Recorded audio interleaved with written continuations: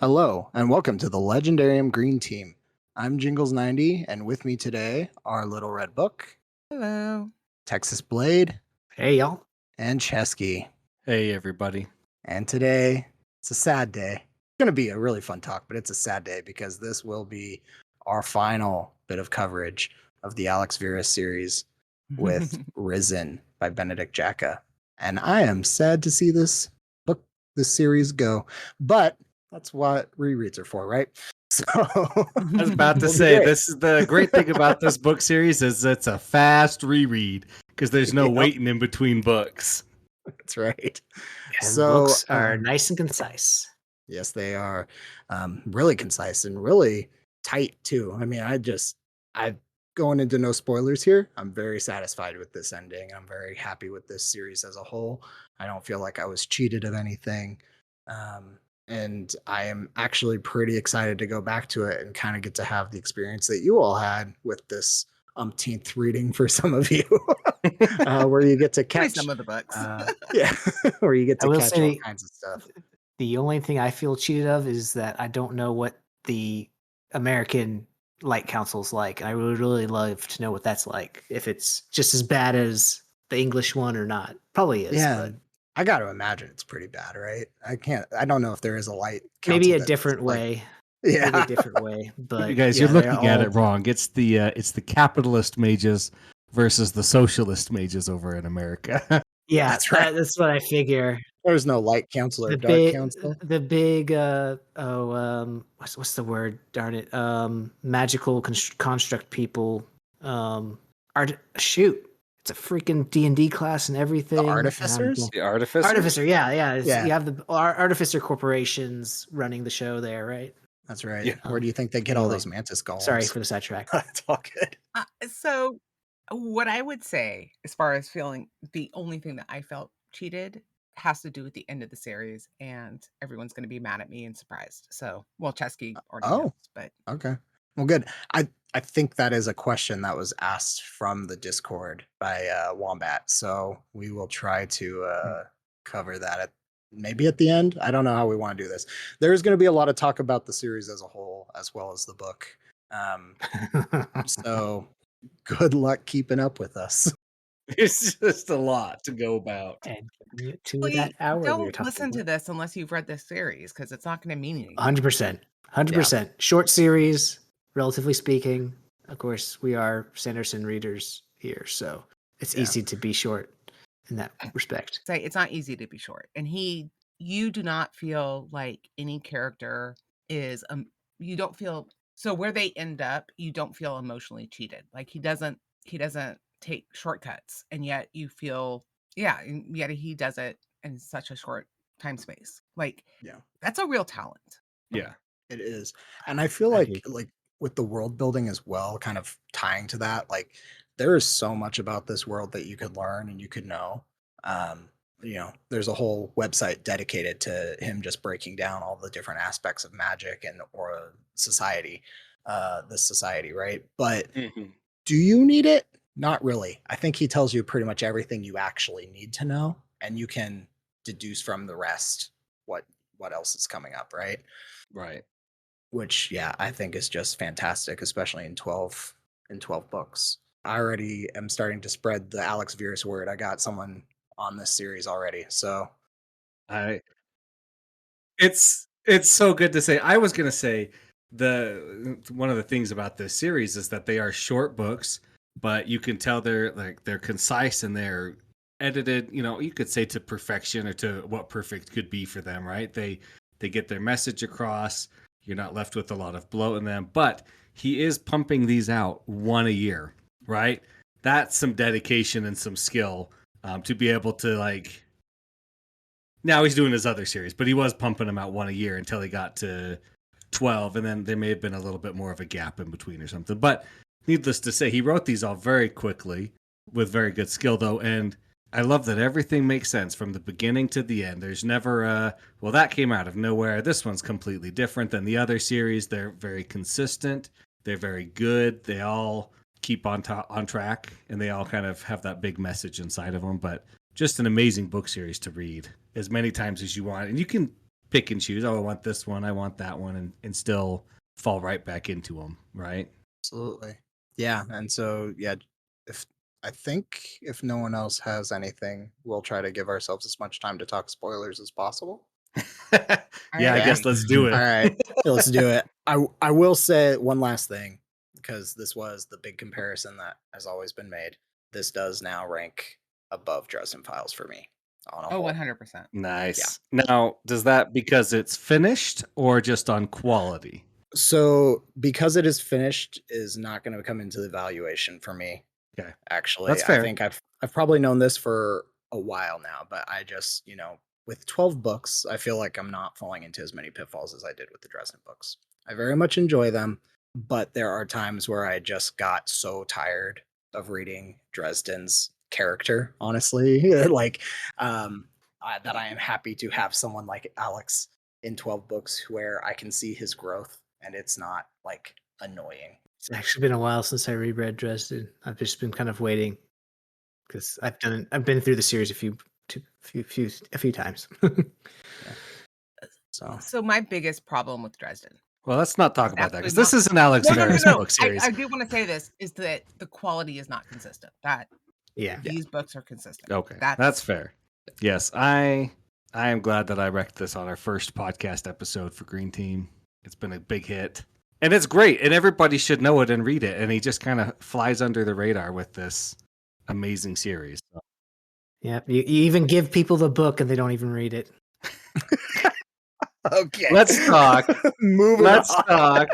Let's talk about some things here. So, Jingles. We do have a summary. Okay, give us a summary. We've done it for all 11 books so far. Let's be different on the last one, like movie covers and DVD releases. Yes. All right, hold on. Let me pull this up. All right. So, the final opportunity to save Anne from the Jinn is nigh.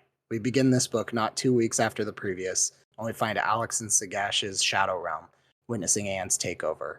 In the process, he saves Jiang, who agrees to leave with him and to give evidence to the Light Council of Anne's domination over Sagash.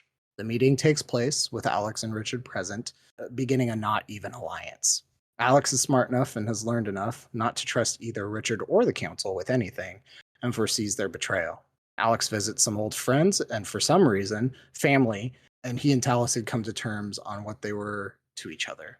Alex also kind of learns some new tricks. When the joint forces of the Council, Richard and Alex, enter the Shadow Realm, Richard tries to betray everyone but is stopped by Alex. Unfortunately, Nimbus fails to trust Alex, leaving the Council separated and without proper central communications. Nimbus, Sonder, and Landis show off the Accumulator, a magical weapon of mass destruction that they plan to aim right at Anne. The plan goes awry, though, when newly ginned up Caldera, Sagash, and Veri join the party. Alex saves the Accumulator from Veri, but is unsuccessful when Anne decides to appear on her own and destroy the machine and murder Sonder. At a loss for what to do next, Alex and co. go to take care of the Valhalla problem around Richard's camp and uses the Fate Weaver to direct Valhalla's attack at Nimbus. Reluctantly, Landis and Rain give control of the Council army to Alex, and they take out Richard's group. Richard gives Alex the item that will separate Anne from the Jinn and runs. In a final showdown that threatens to destroy the entire Shadow Realm, Alex confronts Anne and successfully removes her from the Jinn. Richard reappears to start his Jinn possession plan all over again, but Alex uses his new skills of creating fake futures to blind Richard.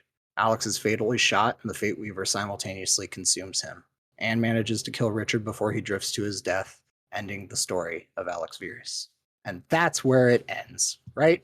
Don't see him where again. It ends. He's gone. He's done. Never see him again. Just like everybody knows, everybody on the council, Alex is dead. Yeah. And there's nothing you could possibly want after that. Except Magic even says he's dead. Luna is managing the shop, and the Light Council continue to pester her about Alex's whereabouts, to which she says he and Anne are dead. She travels to an unknown location and there finds Anne and Hermes making and eating pastries. Anne seems to be at peace. Outside, she meets with Alex, who is now a living Fate Weaver. They talk about his future, to which Alex says he will try to live out with Anne, and they will try to find peace, acknowledging that they cannot make too large a statement or they will begin their whole cycle with the Light Council again. And that is the end. And Hermes is getting fat. Hermes is getting fat. Got a lot of Hermes is getting pastries fat. out there. He deserves it, though. He deserves it. He's a good boy. Indeed. So, Jingles, I was gonna ask. I know you read this book almost immediately after finishing the last one. Mm-hmm. Yeah, that was a good decision, by the way, because you just can't stop at that point. You can't like, it's stop. tough. No, absolutely not. I mean, come Um, on. They ended on such a good cliffhanger in 11, and then I'm gonna come out with a banger question here for you.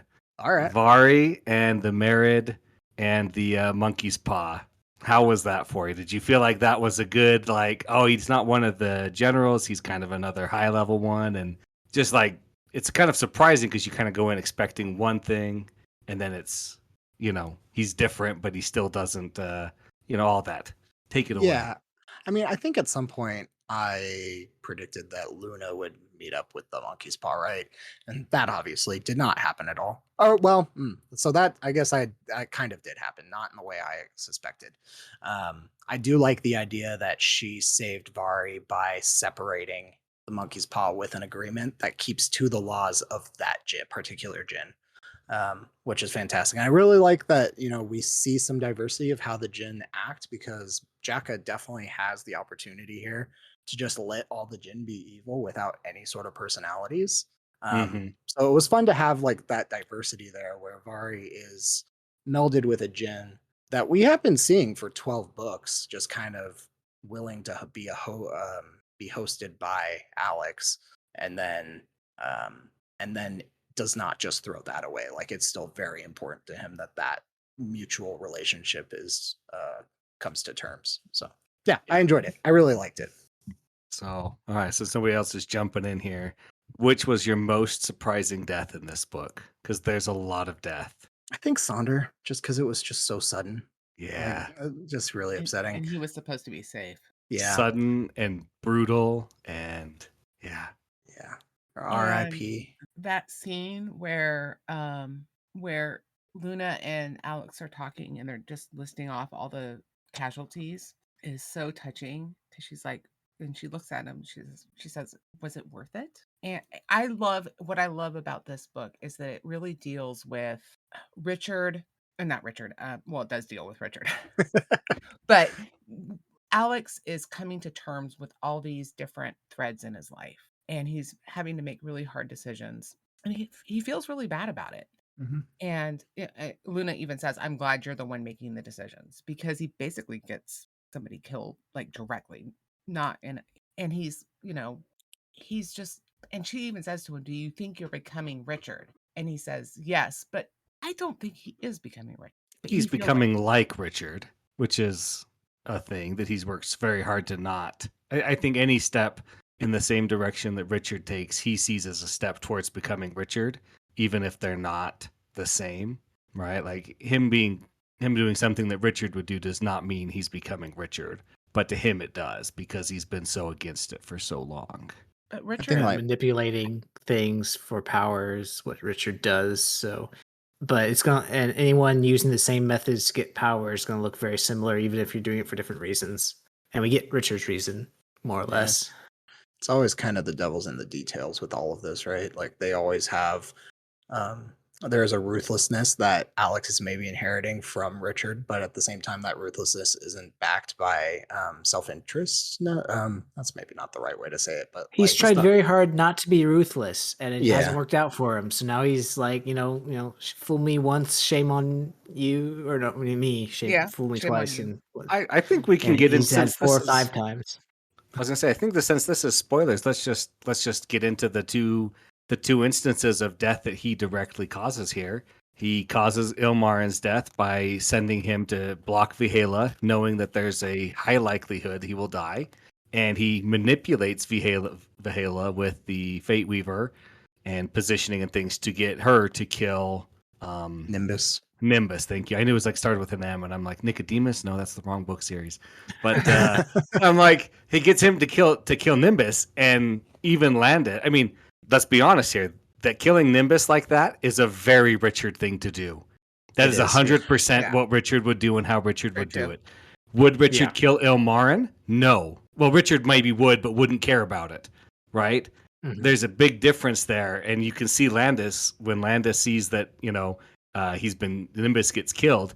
Landis knows, and Landis is like, "This is a testing point. Like you did what you had to do, but I'm not approving of it. You know what I mean? Like, Right. Yeah. Yeah. I mean, it's definitely one of those, like, I'm trying to think back to either book 10 or 11 when Landis and Alex are having that conversation about sacrifices being made. Like, I know Landis understands sacrifice, he understands where where those decisions have to be made, but Alex's decision to use Nimbus as the assassination point for Vihela is like a very, very specific type of power grab, right? Because we know exactly why he's doing it. And I do kind of wish we could have had that conversation between Landis and Alex later. Because I wonder if Landis would have changed his position on Alex as not being like a huge problem. I don't personally think that I think Landis he would understood. still He didn't see like it, Alex but as he a huge completely problem. understood. Yeah, He didn't that's like where I it, but he fall. completely understood. Yeah, I mean, it's realpolitik, right? As they say, realpolitik. Fancy word 'cause saying like this is the yeah. Well, Landis situation doesn't and want his Nimbus is the guys problem. dead. Yeah, I mean, Nimbus was the Yeah. problem. Yeah, he absolutely was. Richard even mentions that that he was specifically wanting that to happen, and Alex stopped it. yeah. Well, that scene where he's talking, the way you guys have made me have to change my plans in the last 24. Because it made me change my plans twice in the last 24 hours. He's so exasperated. And this is where we get back to a little bit of the humor. That scene where they both can't see the future and they're talking, and it's very That's funny. good. Oh, there's a couple good scenes in this one. I like the one where he's like, "Look, you guys, I hate Richard so much. If I was in a room with you, who I hate a lot, and Richard, I'd shoot Richard twice just to make sure he's dead." Like, it's always those funny jokes, right? Right. But I think back to our slightly more serious conversation before that, he does have that conversation with Luna a little bit, where he's like, "Look, I've got the Fate Weaver. The Fate Weaver is meant to command armies. Less than 2 months after I get the Fate Weaver, suddenly I'm commanding armies and like head on facing my problems and killing people. Like I can't deny that this was an effect, but tempered by him, of course. So Right. Which I would love if you're going to come back to this series, have it like in the future, because I think both he and Anne are going to live a lot longer. So it can be like even past when Luna is old, but have a series where like there's an issue and Alex comes in just like temporarily to fix like an issue here and there, maybe, or something. He's But they are the immortal power couple, is how I see them. yeah. yeah, Mm. they're the guardians of Earth now. Something like They that. get called. They call themselves in when it's time. Like, oh, I'm here. I'm going to take over. I'm sorry. I'm basically invisible with this Fate Weaver and my divination ability. I'm sorry. Let me just fix some things. Okay, I'm out of it again. Bye. See you later. So going back to the Richard, Alex, Nimbus like thing that's going on, when Alex gets that one guy killed, whose Ilmarin. name I can't remember, whatever. He does it because it's strategically necessary. Nimbus just sticks all those guys out on that windmill as revenge. Yeah, that He was the could worst handle true. part. Like, That's true. he could have handled that in a better way. He could have done different things, but he didn't care. He was like, oh, they'll draw attention and then they're dead. Yeah. And they were Sorry. inconvenient people to have around Right. from his But point of view. so those are the details though, right? Like Mm-hmm. Nimbus is clearly an ineffective leader. So the power grab, while questionable, is very much necessary. um, and it turns out that diversion wasn't even worth it to begin with not even. because Right. Anna knew exactly where things were going on, or the Jinn did at least. The married Jinn Yeah. did, and he walks in and is like, "Oh, I love it! It's a toy for me to break." Proceeds to break it spectacularly. But that was a very bad scene when he just Yeah. kills them Ugh. both. No fanfare. And yeah, that was the thing. It was so sudden. I was like, maybe Sonder has a way to come back later. Like we've never seen that, but I don't know what the heck's about to happen. I still think that Alex is going to use the Fate Weaver to like reset time. So I don't know. If I Maybe could Sonder turn could be back back. time. Yeah. Because that never goes wrong. Turning Yeah. back time. Yeah. So it was a disappointing one. Where do you all fall on the death scale? Who's the worst for you? I think we already said this. I think it's Sanderson. It's That's definitely. Sander. Yeah. Yeah, Sanders, definitely. Sanderson. Sonder. I think Saunder's one of the big ones just because he's the one we know the most. A lot of the other people who die are kind of nameless. We Right. know a lot of keepers die. Vihala, we're all happy that she dies. The people that all die from the Jinn are not. I mean, they're all kind of minor characters except for Caldera. Right. The people that would've we liked- know, unfortunately, have turned into the Ifrits, right? That's Caldera, Barriar. So we're happy to see them die because they've kind of been a thorn. But it's also Yeah. like, oh, they are Maybe Barriar more than Caldera. Caldera, but the Caldera death is very interesting, I think. I would have Yeah. liked to see her have a redemption arc, honestly. No, I would have too. I think It was that chance she had, and then she looked at Alex, and it was gone. and it was gone. Yep. And I that feel bad for scene, Rain. Like he so tried. well, and she is clearly so terrified. She's like, "It's coming back, coming back." You know, it's just like that scene. Well, is that It- how you guys? Oh, sorry, Ray. Is that how you guys took that? That when she looked at Alex, she lost control and let the Jinn back in just to get No, at that's him? not how I took it. That's how I took it. That's how I took it. I Well, took it I don't as- know if she let it in, but she got like mad and lost focus or whatever, and maybe Yeah. in some I don't. ways the Jinn was able to use that. That's Yeah, kind I of how don't. I saw I it. don't think she welcomed the Jinn. I just think her defenses fell too much Because she saw Alex. because she saw Alex. Yeah. Okay. Well, I just took it as that he finally had taken control at that point. But Yeah, I I don't mean- know. I don't think she could have had a really good redemptive Could be arc. that, but She No, could have a redemptive arc of like, I make atones for being unwillingly put as an Ifrit, but not, oh, I'm suddenly on Alex's side, and I agree that, the council was necessary to shake up, and it was a good thing to kill this murdering, conniving man named Levistus, who really wasn't a net negative on society and the world in general. I mean, most of the council is that. Unfortunately. Just because it's kind of on topic, I do love the transmogrification stuff that Rain does to keep himself alive. That's wild. I totally forgotten about that. I was writing things down. Like I note down, Rain's dead, and then like a few sentences later, he's talking like Rain's not dead. Not gonna lie, felt like that was a little bit of a cheat. Just a little bit of I a cheat. think it was a fun little way to show how water powers work a little bit more. I don't I think think Rain he's allowed to necessarily- cheat every 12 right? books. Yeah. Well, it's like Rain isn't a character that we necessarily need to see live, right? So I think it's kind of fun that he gave.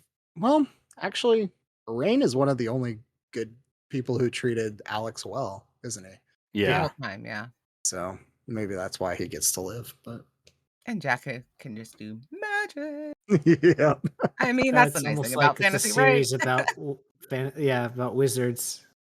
I mean, we have wizards teleporting and doing like lightning step things and stuff like that. Caldera's coming in and out of the sand and like healing with sand. So I think a water mage can heal with water if a sand mage can heal with sand. I think that was more I the guess that's Ifrit the than the mage. Yeah, but yeah, yes. that's very true. Yeah. Very true. I do like that. I mean, that part was so scary when they like stab the people and they turn into like Colorado turns into sand and what's his face turns into Water. water.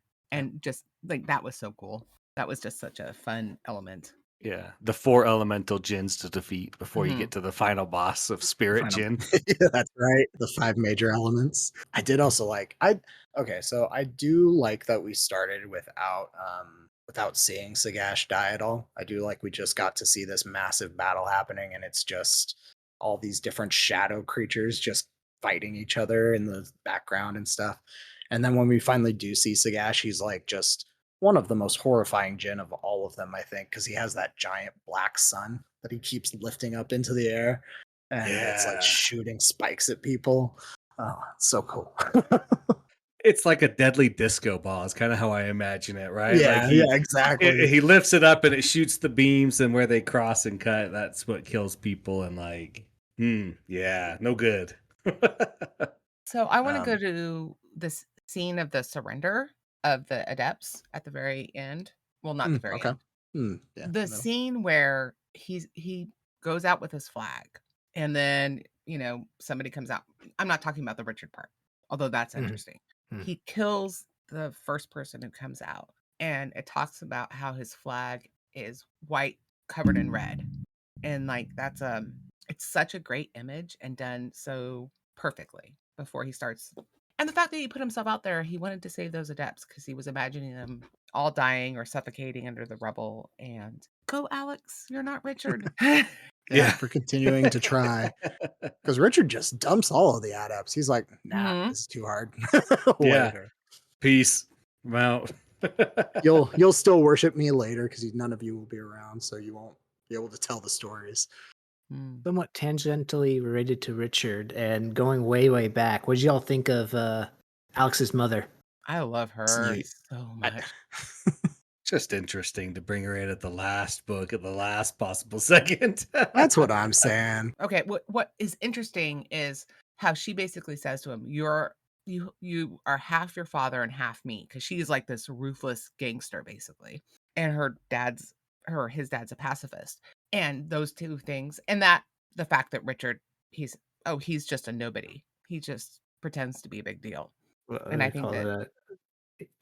It's a Russian book cooker or something like that. Effectively, Yeah, I he's had to just look a up what fixer. the term. Yeah, he's a He's a fixer. fixer. Yeah. so. And Talkachi, maybe? something like that. She sees Takachi, right to yeah. the heart of Alex and Richard, and I love Yeah. that about her. Yeah, I have nothing wrong with the character. I enjoyed their interaction. I just every once in a while I continue to kind of bump up on this one thing in these books where like they introduce us to some of the outside world characters like moms and dads and foster parents and all that. And they're like just there. Like I get there's some like thematic It's just value. there. They're just there. Like there's some thematic value to them, but at the same time I'm just like okay, I guess Alex has a mom. I didn't realize I needed to care about That's The that. mom's weird. not dead. Yeah. Mom's Weird not that Alex dead. has a mom. Yeah. Well, I mean, I assume she's out. He's a She's either fantasy dead or she's out there character. somewhere and irrelevant. But no, Not we're a gonna bring Disney her up one princess. more Mom time. confirmed. Yeah.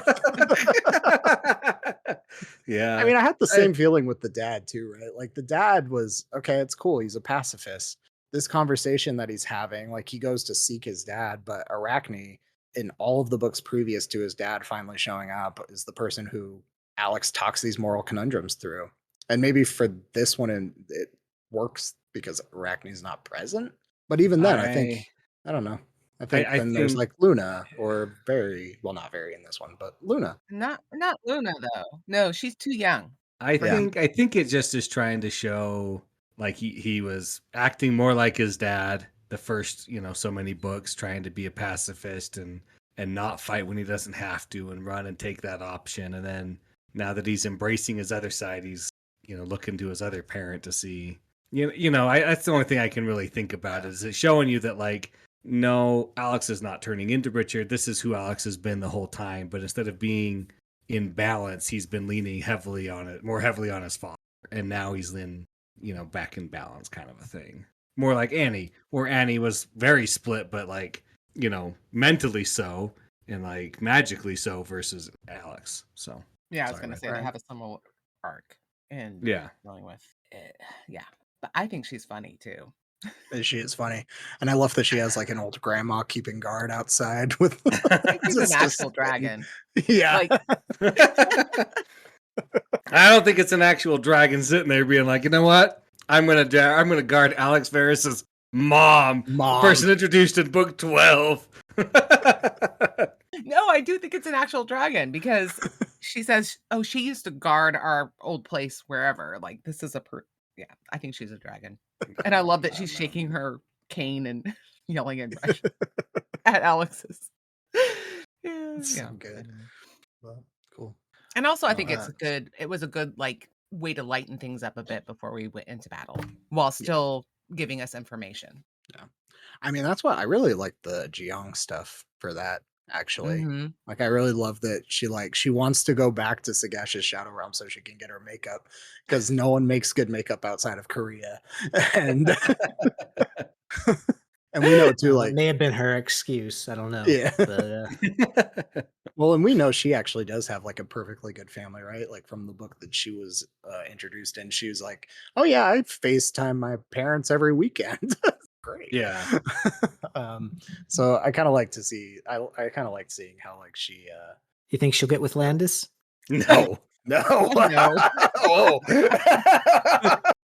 Although it's hilarious that she's asking Luna about that. yeah. That's why I bring it up. But no, I like that. Like she, like, oh yeah, she's totally comfortable using all the money I gave her. Like she's got a really nice hotel room. She got some really nice clothes, and then she still shows back up because she's just got Mhm. to get that makeup. Well, what I like is that she's still hanging around at the end of the book, and it makes you wonder, like, there's a part of me that kind of wants to get inside her head and what she's thinking. Well, and it's Maybe like one of the she's few loose ends. yeah. But it's Well, nice. I mean, on some level though, right? It's like Loose shits, she it's is tucked in, but it's there. yeah, but she's also like she's another person who Alex managed to affect positively. Like Mhm. he saved her, and then he introduced her to Luna, and it was very brief, but he did offer her like a support system to get her on her feet and all that. And it clearly has an effect on her because she wants to follow him after that. So Because he has a different kind of power. Richard's power is force and manipulation, and he, just like at the very beginning of the series, he is reaching out to people because he wants to help them. And she's never experienced that dynamic. She keeps saying, "Well, what are you gonna give me?" He's like, you can go back to Seoul. Like, I don't care. Like, do what you want." before we go into questions, do we want to talk about and fusion? Oh, Fusion of and course. yeah, I feel like we got to get to that real quick before we get to the actual ending, right? The throwing out of the genie and the going into elsewhere and having the two people, or I mean the one person but two selves fighting immediately as soon as they get there, and then being like, "Shut up! I'm not listening to your crap anymore. Like you're the same person, and you're gonna like it." Did you see it coming, Jingles? Resolving it that way, putting them back into one. Did you think he was gonna No. lock up Dark Ann? Did you think he was gonna lock up Light Ann again? Like, what were you thinking was gonna happen? Again, I was very dedicated to this idea that he was going to just completely change Anne's fate. Time. Like, just completely. Like, he was just going to reset everything. Like, he was going to put her with less, excuse me, just less poopy parents. He was going to Fate do Weaver like is not a everything. time traveling device, Jingle. It is when you have gin towers. It is when you have push magic. Yeah. I think if the Jins had that powers, everyone would be in trouble. That's why it was like the weird like fusion of Jin and Fate Weaver makes dragon. I think this mathematics works out great. He sees future though, not past. You'd have to get like Sonder taken over to timey-wimey Oh, stuff. no. You're right. Oh man, you're right. Sonder needed the Fate Weaver. No, he didn't. No, Fate Weaver, I guess, It's too, meant maybe. for a general. Sonder could Sonder- never. Sonder was a good Yeah, he general in wouldn't the have to be able back to right bond up with until them. they got killed. Listen to my Yeah. orders or don't. I want you to do this. I don't care what you want. He's a great general. What are you talking about? I just going back to Anne merging. I like how Alex puts together that at the time when all of us, she's an adolescent, we're putting together the fact that we all have different desires and they conflict with each other. And she has this horrible trauma, and that's why she does what she does. Yeah. I just found that interesting and like this nice little nugget that's in there. But yeah, him saying, "I am tired of your crap," and And that's the kind of thing that both Anns like I think. They both want someone who's going to be the, because they're always having to take care of people. They want someone who will take care of them effectively. right. They both want it. So it worked. There's only one Anne. Yeah, so like what one likes, the other one likes. So yeah, they're both there. Yeah, I thought it was good. Tricking her, them fighting the genie, and he's like, "No, I'm gonna stop," and then he gets sucked in, and they're like, "Yeah, we did it." And then he's like, "No, don't talk. I'm going to blow up your building behind me. You guys are going back together no matter what. And I love post combined Anne Mm. because she's still kind and loving, but she has an edge. Yeah. And people can like Luna looks at her and is, yeah, I don't know if I really want to mess with this person. Like, Yeah. she's kind of scary, but she's also making me pastries. So She could kill me if I gave her a Gosh, I reason, want and she wouldn't pastries now. hesitate. yeah. But she I also want has a pastries fat now. Hermes. I love Hermes as much. I don't love him as much as you do, Red. But I do love him so much. for the amount of love you give Hermes and the amount of page time he actually gets in the book, I know. it's very skewed. Because he's great. I love him, but he's He not shows that up. big of a Comes in at just the character. right He moment. shows up Just the right and moment. he stands between Richard and Mm. Alex. He's there. I'm Yeah. not denying it. I'm not He's denying always it. there.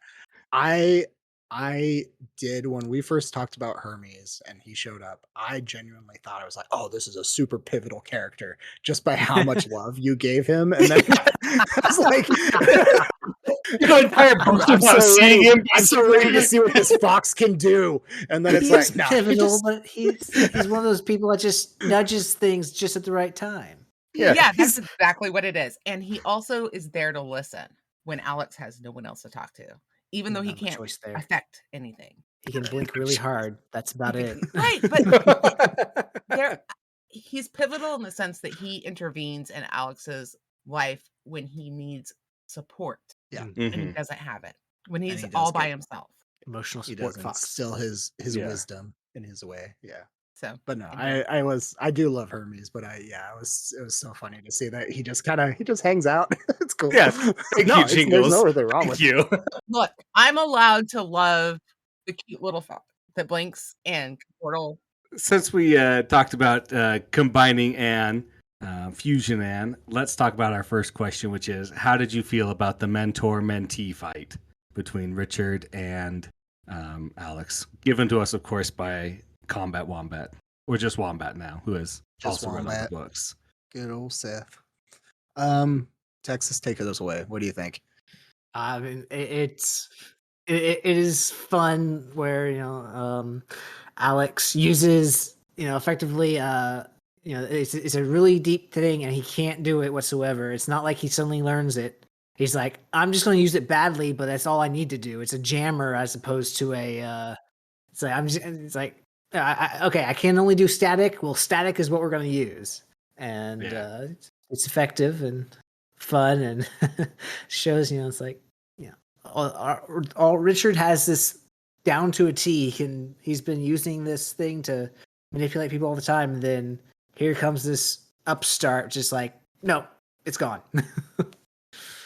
And then the bullet war is like, well, you've had that thing the whole time. I love that part. It's just being frustrated at everything, and then Alex is down, but just putting enough in there to not be finished.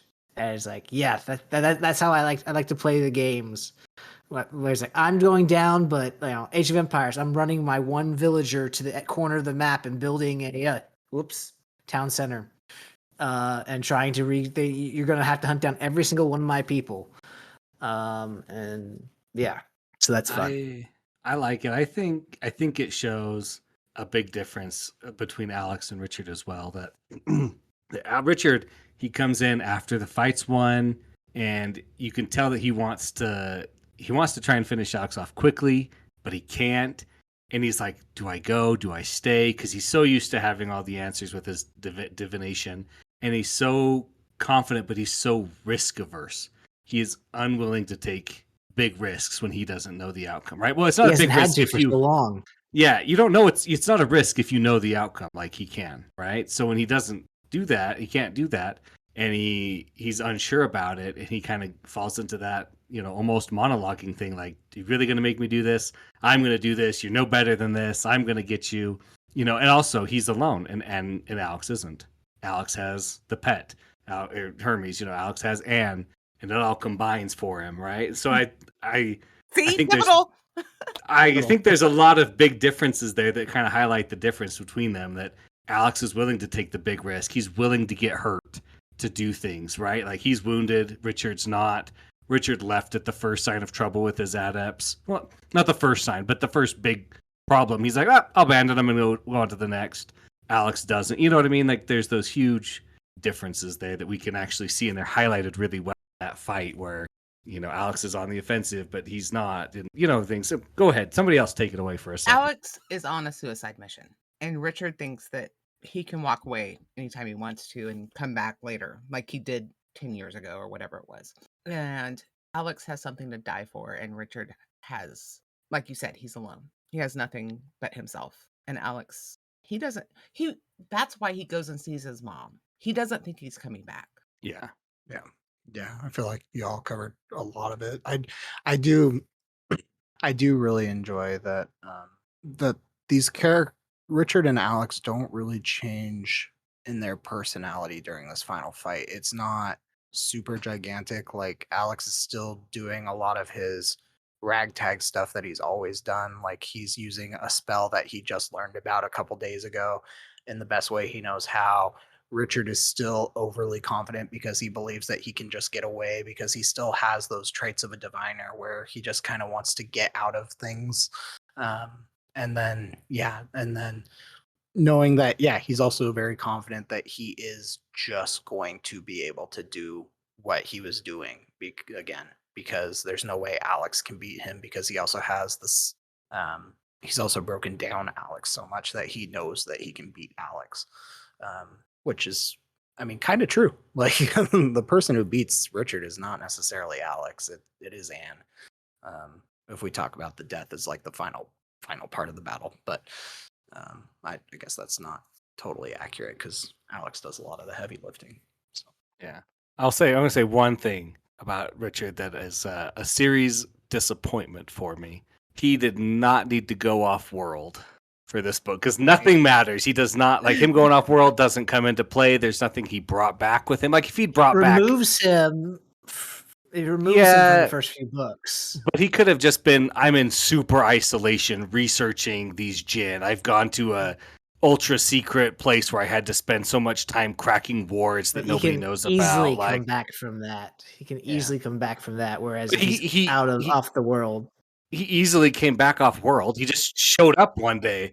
No, it is. I'm with Cesky. It's completely bizarre. The only thing that I can think of is that maybe that's where he got his Jinn. Is when he went off world. Yeah, like maybe he got his before. We don't know that. We don't know when he got his Jinn. That's the thing.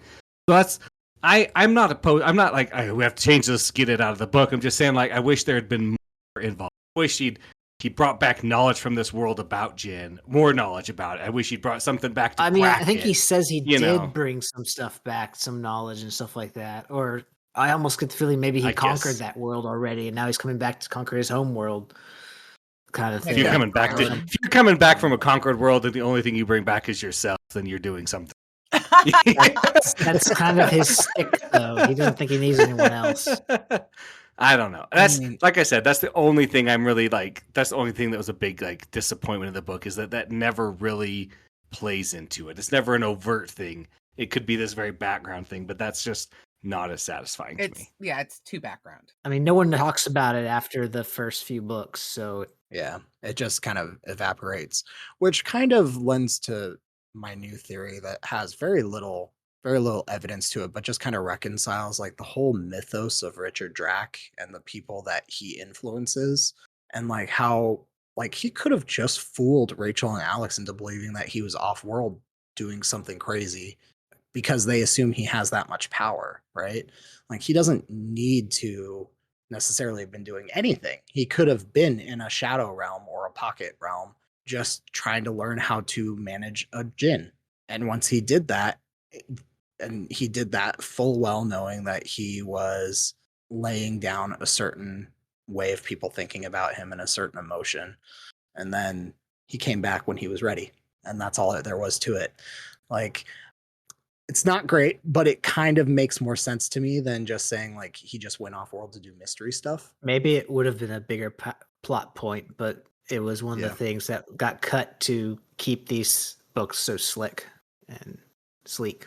Yeah, and that might be. As reading his website, I haven't read everything, but that's one of the things that I haven't really I don't remember ever seeing anything about that or like talking about that. But I think we've hit this topic enough. It was just a minor nitpick, you guys. Minor. It's okay.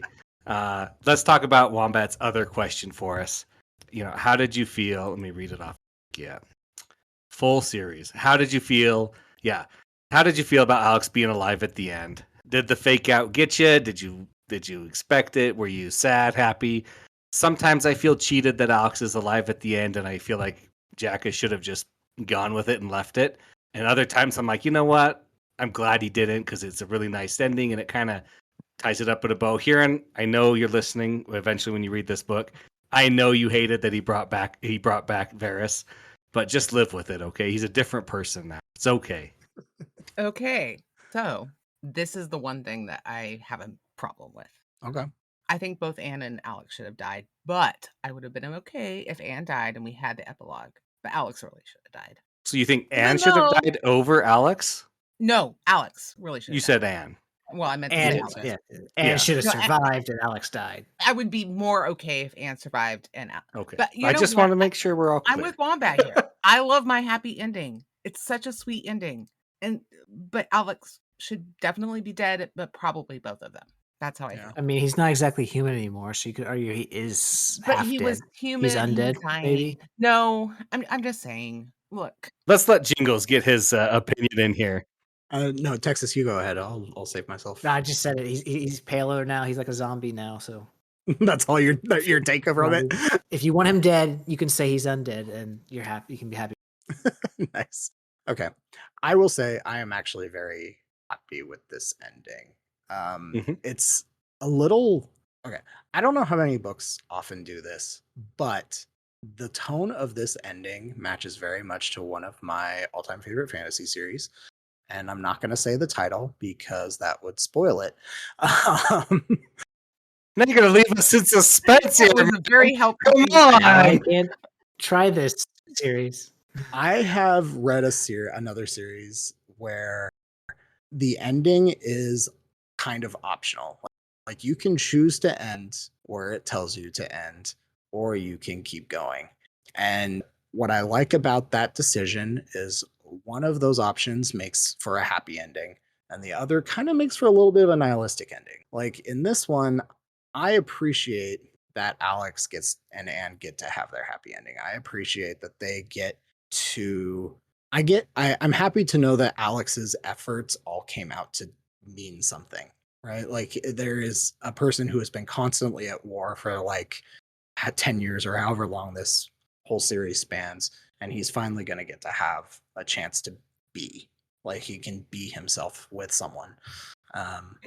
You can choose to just like ignore that though if you really want, but no one's ever going to actually do that, right? They're never going to see the bracketed page with one sentence and be like, nope, okay, you're right, I should just turn around. Like I said, I like my happy ending. I would be completely satisfied with an epilogue of Luna. Sure. And that would be great. But that's kind of the final. I like it. Alex is alive and Anne, and they're the immortal power couple of the magic world. Like I love it, but same. Well, I mean, that epilogue definitely like changes that too, right? Like even if it is just Luna in the shop afterward, like missing Alex or something, like it still puts value to Alex's efforts. Exactly. Where like if you just cut it where it actually was cut, it's kind of just upsetting. It's like, wait, really? Right. That's it's such an abrupt end though, because like I pulled it up and it's just like he's fading out and Annie's like, "You're not gonna die. You aren't allowed." And then it's just like, and then there was nothing at all. The end, and then it's like, yes, this is really the end. There's no need to be like that. As soon as you say that, it's like, oh well, I'm not. I'm not. I'm totally convinced. Yes, if you're telling me this is the end for sure, I am totally convinced. What's the real ending? Really, you could put the book down. You're very persistent. Still here? The other story. Like, let's go. Okay, get on with it. Like, I like that it talks a little bit at the end, but that last couple pages right before it does cut off is like, it's intense, and we've been through all these other intense things, but it's I don't know. It's not another layer of intenseness, but it just kind of keeps it going. Like, he's one and he's still dying. There's no, Yeah. but then I'm glad you like it, Jingles. I like it. I like it most of the time. Yeah. Like I said, sometimes I flip flop on my feelings, but I always You take a always happy ending. want to end about 20 pages early. no. Well, All I mean, right. it could have been like an excerpt from his next book. I mean, that It could could have been have the been. last few pages. I mean, That's true. that's something that happens. Get Luna Yeah. doing all of her training with adepts going. Yeah, it continues on the shop, right? The perfect shop that just that helps the people who need it. Yeah. And feed someone to the monkey's paw every few months or something. Once a year. Once Once a year, it gets one soul, and it has to earn it. It has to. Yeah. Yeah. Yeah, it has to do its That's own true. tricks on it. Yeah. Yep. They have to accept it. Yeah.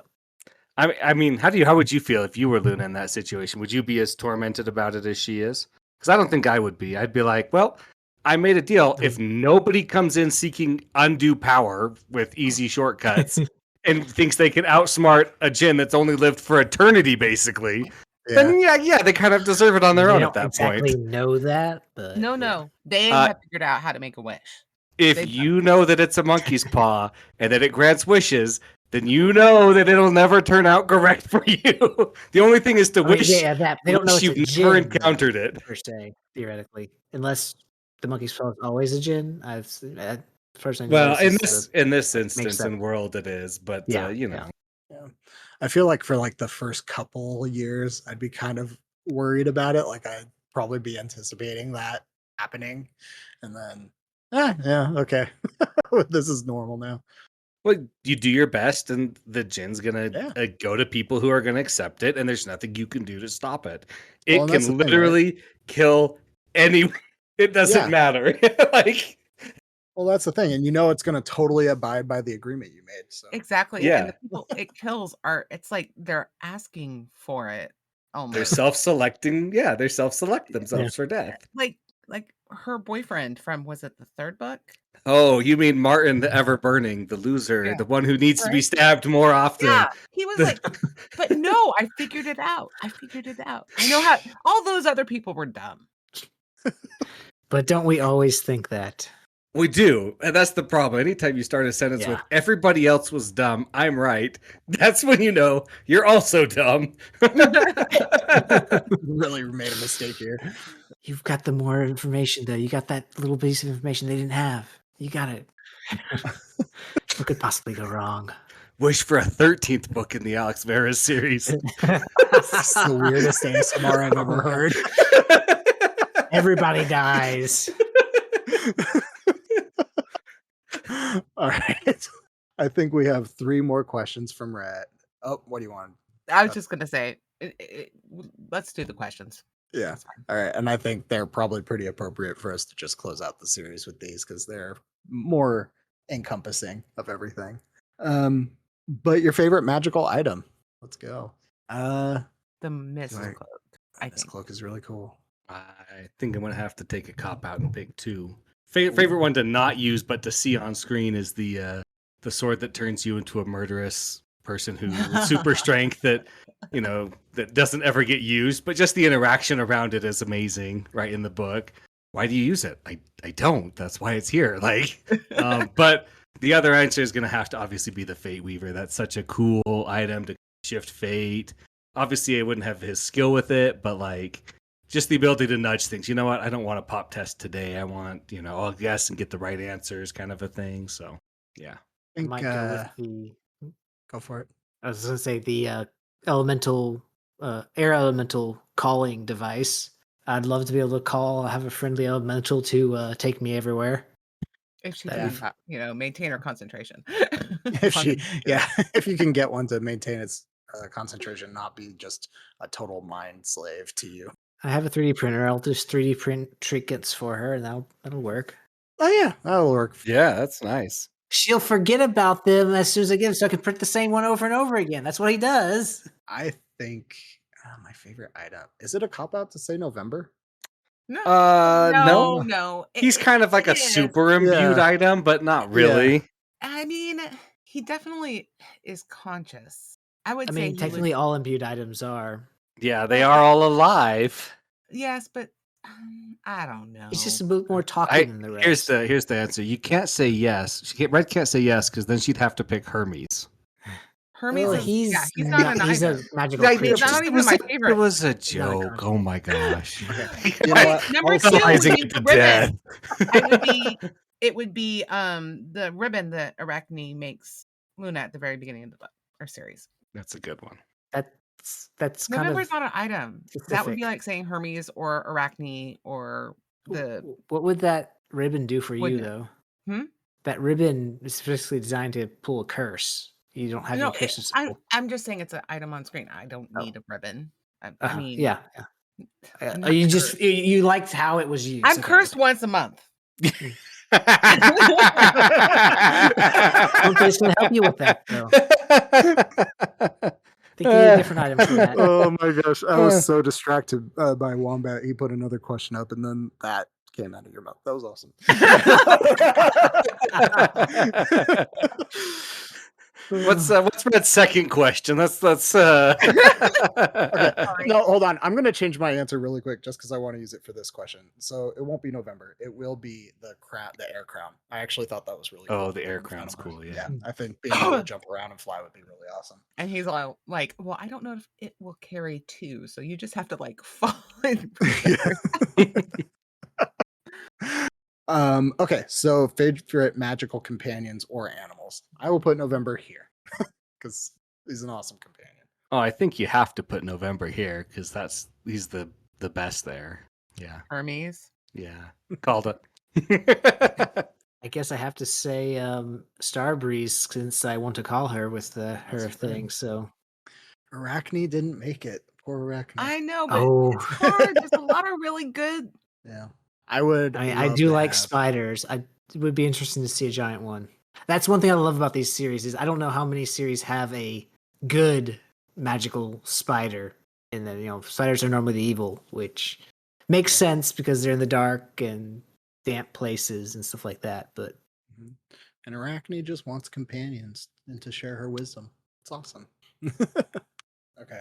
And then finally, before we move on to Wombat's very last question, who's the best and why is it Luna?